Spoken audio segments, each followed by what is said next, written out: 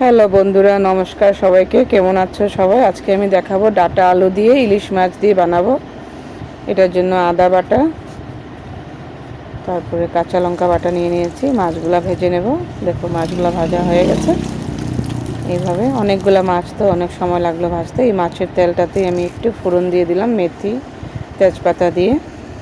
তারপরে ডাটা আলু কেটে রাখা এগুলো দিয়ে দিয়েছি। তারপরে এটাতে হলুদ, নুন, জিরে গুঁড়ো, লঙ্কা গুঁড়ো একটু দিয়ে দিয়েছি,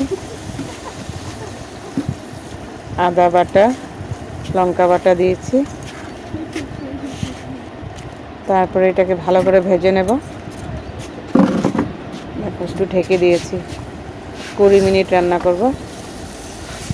ডাটাগুলো প্রায় কচি, সিদ্ধ হয়ে যাবে তাড়াতাড়ি। তারপর একটু জল ঢেলে দিলাম। জল দিয়ে মাছ ভাজাগুলো এইভাবে দিয়ে দেবো তরকারিতে। দেখো একটা একটা করে এইভাবে ইলিশ মাছগুলো দিয়ে দিচ্ছি। আজকে ডাটা আলু দিয়ে ইলিশ মাছ বানাচ্ছি আমি।